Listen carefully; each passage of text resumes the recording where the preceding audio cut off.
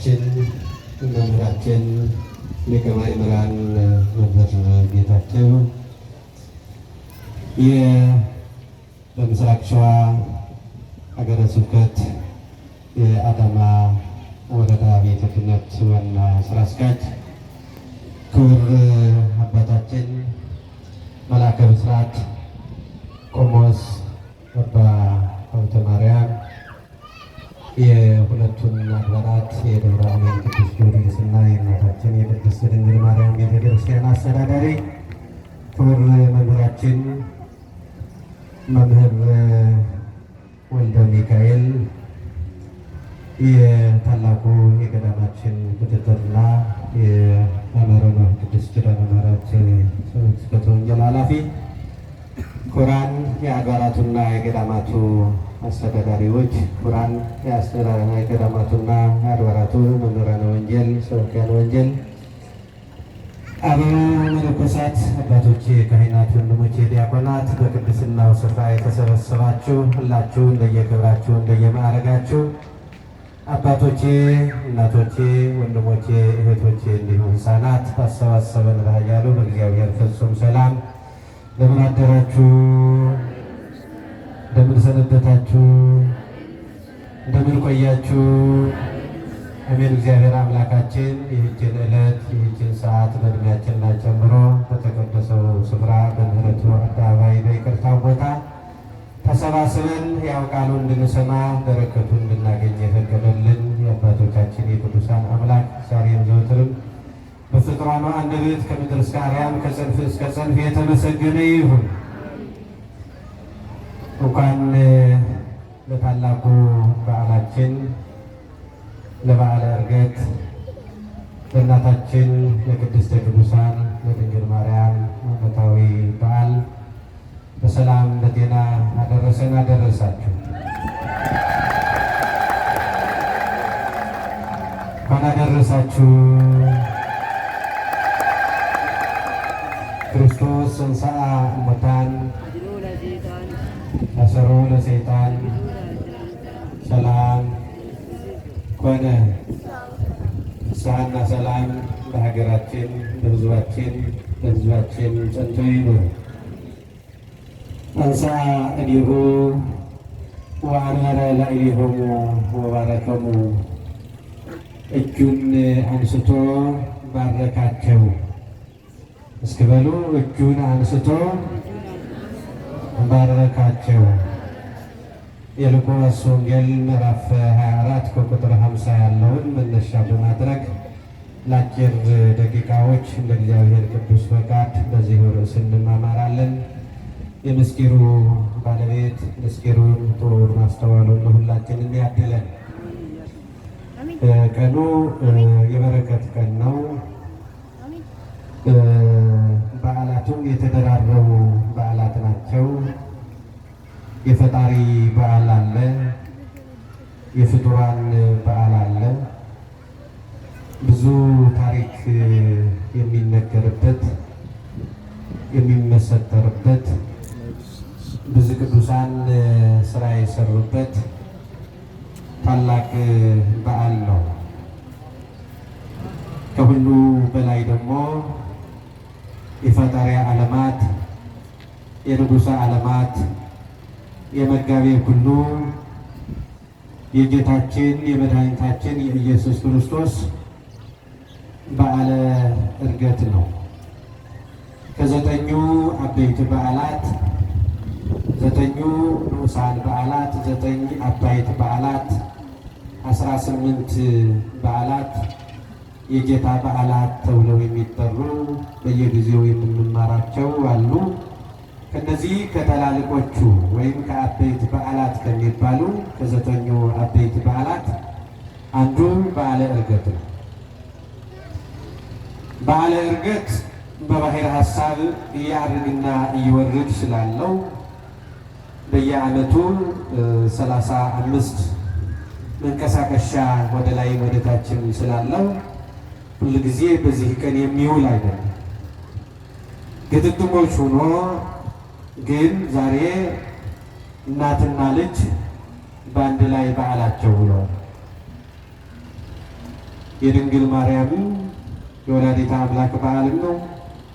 በደብረ ምጥማቅ ገና በዘመነ ስደቱ ይሄ ደብረ ምጥማቅን ባርኮ ከጊዜ በኋላ ይሄ በአንቺ ስም ቤተ ክርስቲያን ይታነጻል፣ አንቺን የሚያገለግሉ አንቺን የሚወዱ በአንቺ ቃል ኪዳን የሚማጸኑ ብዙ ምዕመናን በዚሁ ያመልኳሉ፣ ያመሰግኑኛል። ይህ ቦታ የተለየ የአንቺ ቦታ ነው ብሎ በስደቱ ጊዜ የባረከው ደብረ ምጥማቅ በዛሬው ዕለት ድንግል ማርያም በየዓመቱ የምትከበርበትና በቤተ ክርስቲያኑ ጉልላት ለሁሉ ተገልጣ ተውባ ተሸልማ አጊጣ ለዓለም ሁሉ የተገለጠችበት ለአምስት ቀን እንዳንድ ቀን ቀኑና ሌሊቱ ሳይታወቅ ብርሃን ሆኖ የሰነበተበት ቀን ነው ደብረ ምጥማቅ የምናከብረው። ስለዚህ እመቤታችንም ሁሉን ስትባርክ ነው የቆየችው። ለአምስት ቀን የበረከት ቀን የጉራቼ ቀን ነበር። አምላካችንም ሁላችን እንደምናውቀው በዚህ ዓለም 33 ዓመት ከ3 ወር አስተምሮ የነገረ ድኅነትን ጉዞ ጨርሶ ታሞ ተሰቅሎ ሞቶ ከተነሳ በኋላ ለ40 ቀን መጽሐፈ ኪዳንን ሲያስተምር ለደቀ መዛሙርቱ ሥርዓት ሲያስተምር ከቆየ በኋላ በዚህ ቀን ወደ ሰማይ ያረገበት ቀን ነው። መጽሐፈ ኪዳን ቤተ ክርስቲያን አሁን እየተገለገለችበት ያለችው ከሞቱ በፊት የነበረ ወይም በሕይወተ ሥጋ ሳለ ክርስቶስ ያስተማረው ትምህርት ወንጌል ይባላል። ወንጌል ማለት ብስራት ማለት ነው። ሞተ ሥጋ ሞተ ነፍስ እንደጠፋ፣ አዳም እንደዳነ፣ ዲያብሎስ እንደተሻረ፣ ሰው ሁሉ እንደዳነ፣ ወልደ እግዚአብሔር እንደነገሰ የምትናገር ስለሆነች ወንጌል ብሂል በልሳነ ዘበትርጓሜሁ ብስራት ይላታል። ከሞተ በኋላ ተነስቶ ያስተማረው ትምህርት ደግሞ ኪዳን ይባላል። ውል ስምምነት ማለት ነው። የሰው ልጅ በሥርዓቱ በሕጉ ጸንቶ ከኖረ የሚጠብቀው ሰማያዊ መንግሥቱ ሰማያዊ ክብሩ መንግሥተ ሰማያት እንደሚገባ የተነገረበት ነው። እመሆ ዘአቀበ ቃሌ ቃለ ዝንቱ ኪዳን ይሄሉ ይሄዩ ከመ መላእክት፣ እንደ መላእክት ሕያው ሆኖ ይኖራል። ይህን ቃል የጠበቀ ሕጌን የጠበቀ ሕያው ሆኖ እንደ መላእክት ይኖራል ብሎ በማይታበል ቃሉ በማይሻር ቃሉ የተናገረበት ታላቅ ቀን ነው። ይህም ብቻ አይደለም። ይህ ቀን አምላካችን ከትንሣኤ በኋላ ከሞት ከተነሳ በኋላ በግልጽ ለሁሉ ታይቶ ጉባኤ ሰርቶ ያስተማረባቸው ቀኖች 4 ቀኖች ናቸው። አንደኛው ይህ ቀን ነው፣ በዓለ ዕርገት ነው። በዓለ ሲመት ከሚባሉ የሽሞት ቀኖች ከሚባሉ ደግሞ 3ኛው ነው። የዲቁና ሐዋርያት የተሾሙበት ሌላ፣ ቅስና የተሾሙበት ሌላ ቀን ነው። ዛሬ ደግሞ ከቁምስና ጀምሮ እስከ ፓትርያርክነት የተሾሙበት ሐዋርያት አባቶቻችን በሊቃነ ጳጳሳት እና በፓትርያርኩ ያሉ ስልጣኖች በዚህ ቀን የተሰጡ ናቸው። ስለዚህ ይህ ቀን ልዩ ቀን ነው፣ ልዩ የበረከት ቀን ነው። በእነዚህ በሁለቱ እንማማራለን። ሌሎች ጻድቃኑ ጊዜ ስለማይበቀን እንጂ እነ መርቱም ያነሳሉ፣ እነ አሮን ሶርያው ያሉ ታላቅ ተጋድሎ ታላቅ ዓለምን የሚያስደምም ስራ የሰሩ በዚህ ቀን ዕለተ ዕረፍታቸው ነው። ስለዚህ ርዕሳችን ምንድን ነው? ምን ነበር ርዕሳችን? ከቃሉ ጋር ናችሁ? እጁን አንስቶ እስክ ብሎ ባረካቸው። እጅን አንስቶ ባረካቸው። አምላካችን ዛሬ እርገቱ ስንል መቼ ነው የወረደው? ሳይወርዱ ማድረግ የለም። ማን ነው ያረገው? ወዴት ነው ያረገው? እንዴት ነው ያረገው? እርገት ማለት ምን ማለት ነው? በዕለተ ጽንስ የቃል ርደት መጋቢት 29 በድንግል ማርያም ማኅፀን ሲወሰን ነው።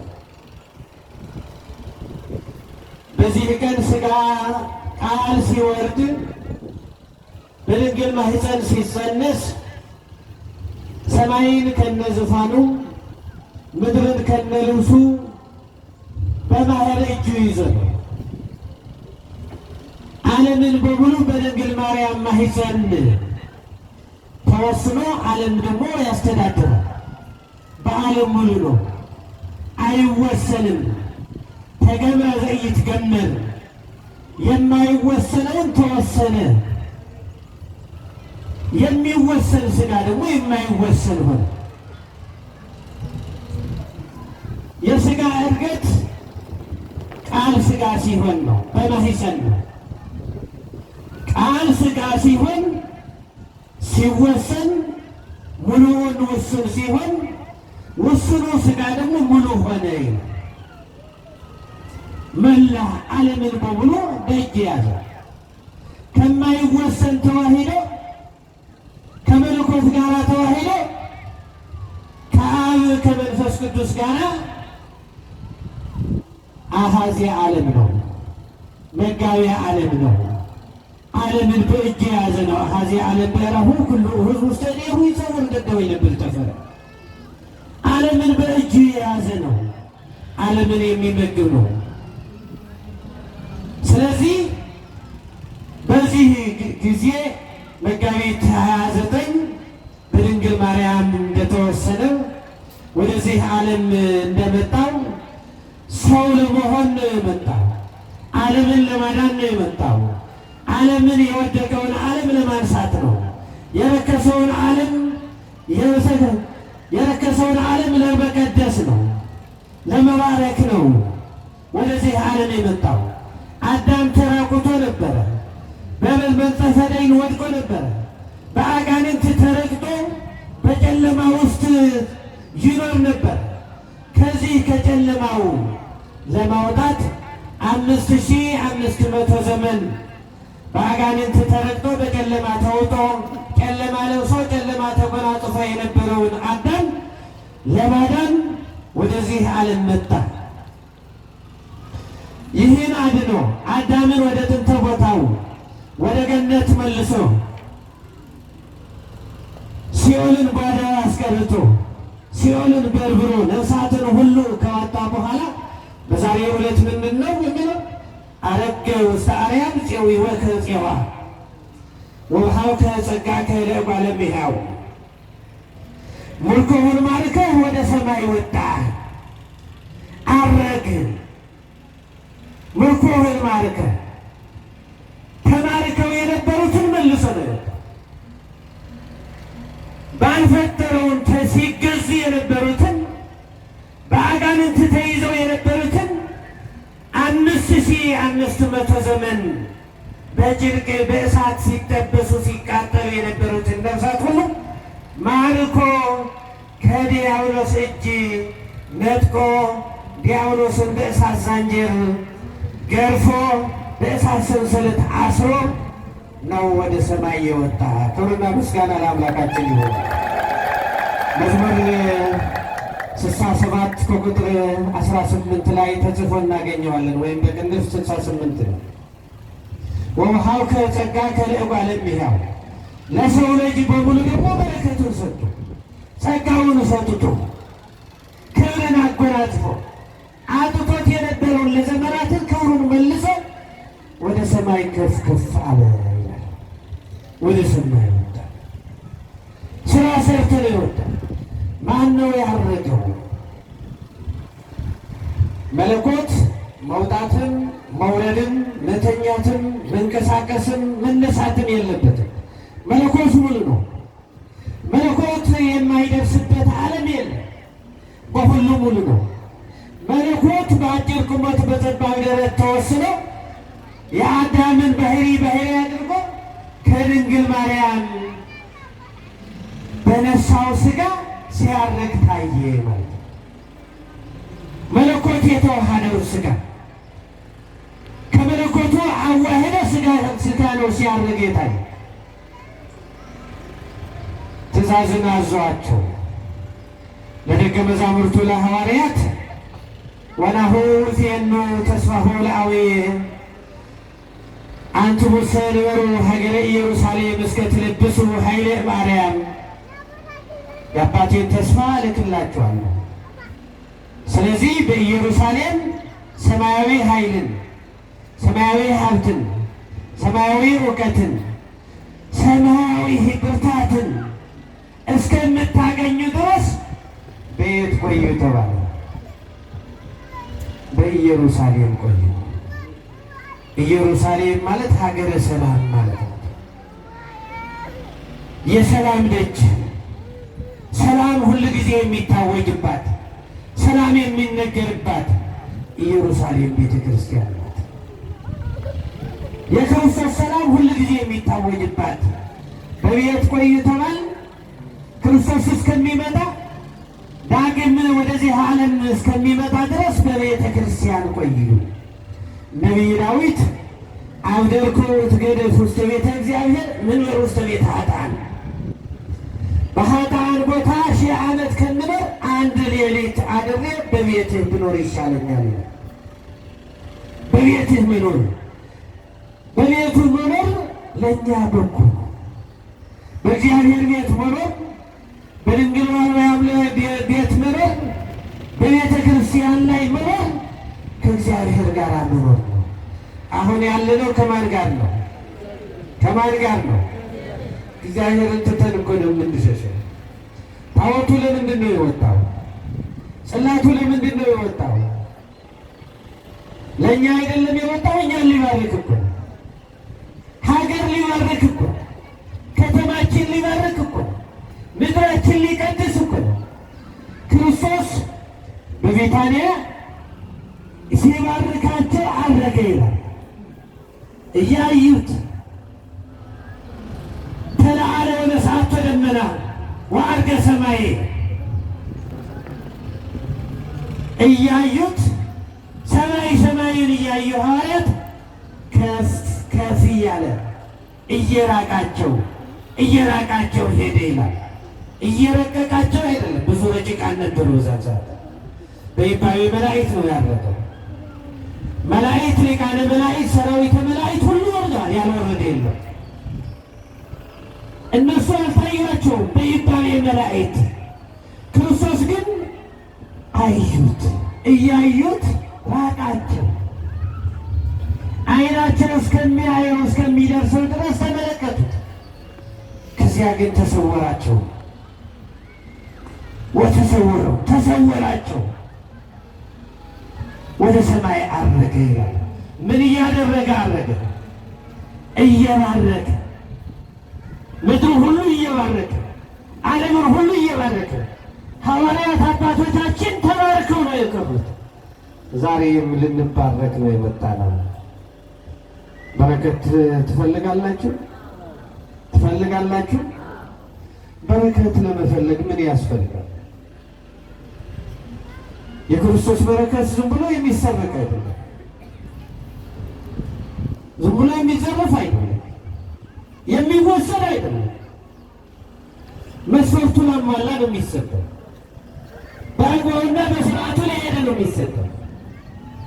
ከነቂም በቀሉ መጥቶ በረከት አውሶ አይሄድም። ከነ ኃጢአት መጥቶ ሕይወት አግኝቶ አይሄድም።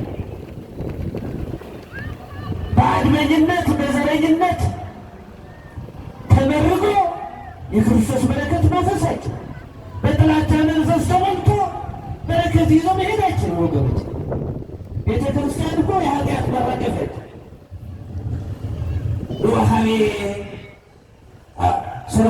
ጎዳነ ጽሩዓነ አርሰኩም። እዚህ መጥተን አራግፈን ነው መሄድ ያለብን። ተሸክመነው መጥተን እንደገና ተሸክመን መሄድ ከሆነ የትኛው ነው ልክ? ሀበሃለወት ብዝሕት ኃጢአት በኢየተወጀሰ እግዚአብሔር ኃጢአቱን ንስሐ ገብተን ታርቀን ማረን ብለን ይቅር በለን ብለን አራግፈን ስንሄድ በኃጢአቱ ቦታ በበደሉ ስፍራ ጽድቅ ሞልቶ በረከት ሞልቶ ብራኬ ሞልቶ ወደ ቤታችን ተሸክመን እንመለሳለን። ክብርና ምስጋና ለአምላካችን ነው። ስለዚህ ኃጢአታችንን ለማራገፍ ነው የመጣነው። በደላችን ለማራገፍ ነው የመጣነው። ሌላ ኃጢአት የሚራገፍበት ቦታ የለም። በደል የሚራገፍበት ቦታ የለም። ሰላም የሚገኝበት ቦታ የለም። ፍቅር የሚዘራበት ቦታ የለም። የእግዚአብሔር በረከት እንደ ዝናብ እንደ ክረምት ዝናብ የሚፈስበት ሌላ ቦታ የለም። የት ነው የሚባረክበት? በቤቱ በቤተ ክርስቲያን። ስለዚህ በረከት ከሚገኝበት ኃይል ሰማያዊ ምድራዊ ኃይል ከሚሰጥበት በቤቱ በኢየሩሳሌም ቆዩ ተብለን በኢየሩሳሌም ቆዩ እስከ ትለብሱ ኃይለ ማርያም ሰማያዊ ኃይል ገንዘብ እስክታደርጉ ድረስ በኢየሩሳሌም ቆዩ። ድንግል ማርያም እኮ በደብረ ምጥማቅ የተገለጠችው በረከት ለማደል ነው። ለሁሉ በደብረ ምጥማቅ የሚያምነው የሚያምነው ኃጢአተኛው ጻድቁ ለሁሉ ለ5 ቀን ተገልጣለች። መላእክት በየነገዳቸው በየሰራዊታቸው በየአገልግሎታቸው ሁሉ ተገልጠው ያመሰግኑ ነበር ይላል። ክብርና ምስጋና ለአምላካችን። መላእክት የሚሰግዱላት እናት እኮ ነው ያለች። መላእክት የሚበረከኩላት፣ መላእክት የሚያመሰግኗት አንቲ ታቢ ሰማይ ወትከብሪ ምድር፣ በሰማይም በምድርም ካለ ፍጥረት ሁሉ አንቺ ትበልጪያለሽ፣ አንቺ ትበልጪያለሽ፣ ከኪሩቤልም ከሱራፌልም አንቺ ትበልጪያለሽ፣ ከሊቃነ መላእክት አንቺ ትበልጪያለሽ። ማን ነው አምላክን የተሸከመ ሌላ አለ? አምላክን የወለደ ሌላ አለ? አምላክ ከሥጋዋ ሥጋ ከነፍሷ ነፍስ የነሳው ኢነስኦ ለዘነስኦ መላእክት ዘመለዳኢሙም ዘር አብርሃም የነሳው ሥጋ ከመላእክት በሄ ያነሳ ከመላእክትም እኮ የበደሉ ነበር። ነገደ ዲያብሎስ እኮ ወርደዋል፣ ተዋርደዋል፣ ጨለማ ለብሰዋል። እነሱን ለማዳን የነ ቅዱስ ሚካኤል የነ ቅዱስ ገብርኤል ባህሪ ያልነሳ አልተመለሱም፣ ንስሐም አልገቡም፣ አላመኑም፣ እንደወጡ ቀርቷል። የሰው ልጅ አዳም ግን ከወጣ በኋላ አልቅሰዋል። ለ100 ዓመት ንስሐ ገብተዋል። ንስሐው እግዚአብሔር ተቀብሎለታል። በንስሐ የሁላችንን ኃጢአት ይቀበላል እግዚአብሔር። ንስሐ ከገባን ንስሐ የማያስተሰርየው በደል፣ ንስሐ የማያስተሰርየው ኃጢአት የለም ወገኖች። ንስሐ ስትሬስዮ ለዘአበሰ ከመዘ ያበሰ ወለዘማኒ ከመድንግል ንስሐ ለበደለው ሁሉ ንጹሕ ታደርገዋለች። እንደ 40 ቀን ሕፃን እንደ 80 ቀን ሕፃን የ80ና የ40 ቀን ሕፃን በደል እንደሌለው እንደዚያ ንጹሕ ይሆናል ይላል። ንስሐ እንግባ ወገኖች፣ ንስሐ እንግባ። የምህረት በር ንስሐ፣ የይቅርታ በር ንስሐ ነው። የማይበድል የለም፣ የማይበድል የለም። ያልበደለ አለ? ከዚህ እግዚአብሔርን ያላስቀየመ አለ? እግዚአብሔርን አስደስቼዋለሁ እኔ ጻድቅ ነኝ የሚል ከዚህ አለ? ጻድቅ ከሆነ ድንግል ማርያም እዚህ አለች፣ ያያታል። እግዚአብሔር ከኛ ጋር አለ፣ አየው። ቅዱሳን ከኛ ጋር አለው፣ አየው። ቅዱሳንማ ያዩዋቸዋል። ጽድቁ እዚህ ነው የሚታየው። ኃጢአት ነው እየጋረደን ያለ፣ ግን ከኛ ጋር አሉ ቅዱሳን። ቤተ ክርስቲያን ቀንም ሌሊትም ጠባቂ መላእክቶች አሉ። እነሱን ተውና ከኛ ጋር ያለ መልአክ አይተነው እናውቃለን? ከኛ ጋር ያለው መልአክ እኛ ኃጢአት ለመስራት ከሰው ተሸሽገን ነው የምንሰራው። ሰው አየኝ አላየኝ፣ በዙሪያ ያለ የለም። በሕግ ያስይዛል፣ ያስጠይቃል፣ አያስጠይቅም።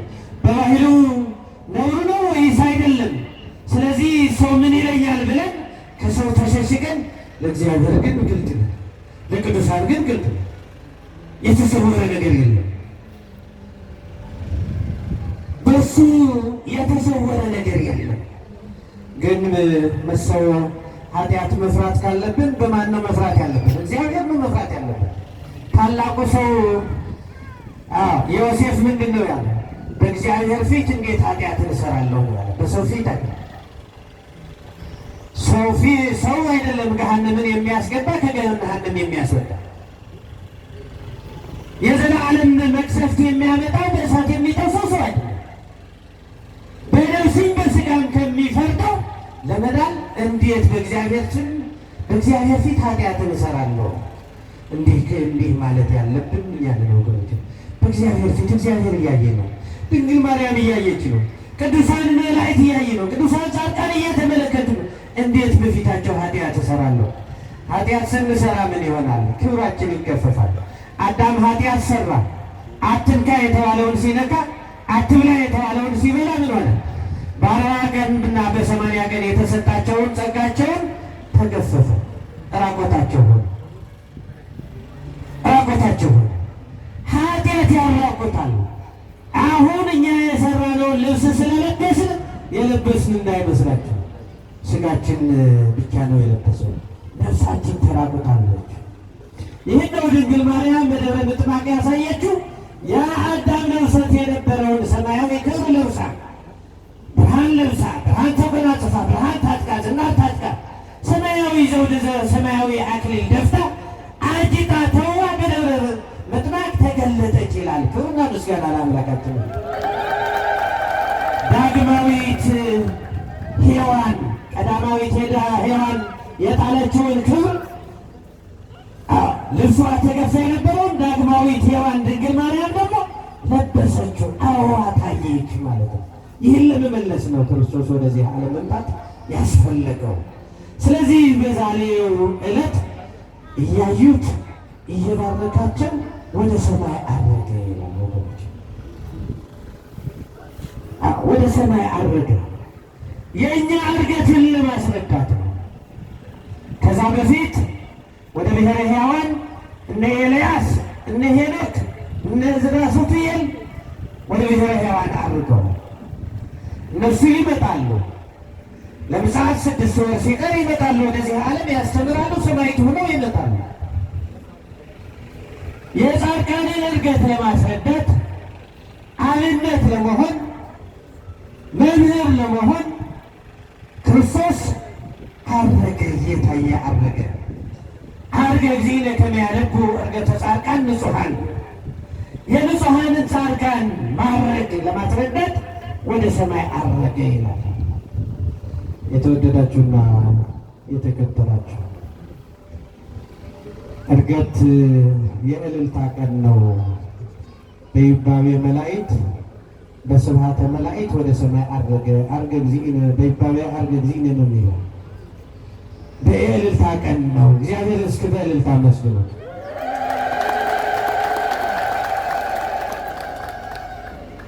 ይሄ ይበቃል። የእልልታ ቀን ነው። የምራቼ ቀን ነው። የተባረከበት ዓለም የተቀደሰበት የሰው ልጅ የተባረከበት ከምድር ከፍ ብሎ ከሰማይ ዝቅ ብሎ የተባረክንበት የበረከት ቀን ነው። ይሄ ታላቅነት ድንግል ማርያም በጉልላቱ ሆና ዓለም የባረከችበት ቀን ነው። ስለዚህ ታላቅ ቀን ታላቅ በዓል ነው እያከበርን ያለ ነውና ይሄ በረከት በሀገራችን በሕዝባችን በቤተ ክርስቲያናችን በምድራችን ሁሉ ይምላል። ሀገራችንን ሰላም ያድርግልን፣ መጨረሻችንን ያሳምረልን፣ በአስሩ ሁሉ የሰላም ፍቅር ያድርግልን። ወስብሐት ለእግዚአብሔር።